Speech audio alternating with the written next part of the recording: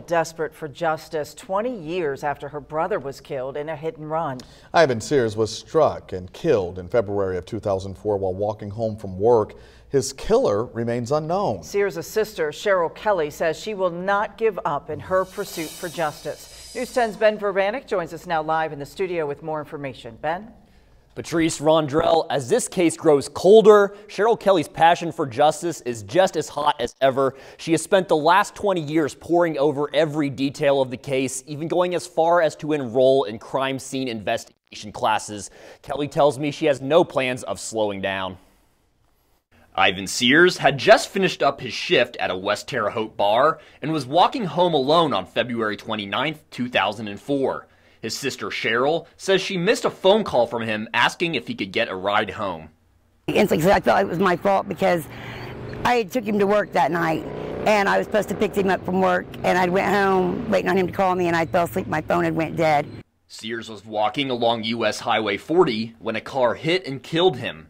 The 27-year-old father of four left behind a newborn daughter. Since 2004, the Vigo County Sheriff's Office has routinely checked up on the case, looking for any new evidence that might point to the killer. But as more and more time passes, the case becomes harder to solve. As time passes, you lose the ability to contact people, whether it be through death or whether it be through moving or whatever it may be. So witnesses are hard to come by. Evidence degrades over time sometimes, depending on what type of evidence it may be. So time is always a factor. Kelly has remained vigilant over the last 2 decades. She has even enrolled in crime scene investigation courses to learn more about the process in the hope that she might be able to help.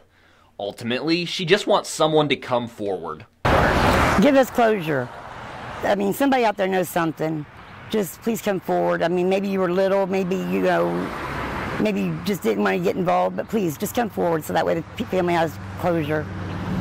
The Vigo County Sheriff's Office asks that anyone with any information about this case come forward. The smallest piece of evidence could lead to big revelations. We'll continue to keep you updated if anything comes. Back to you.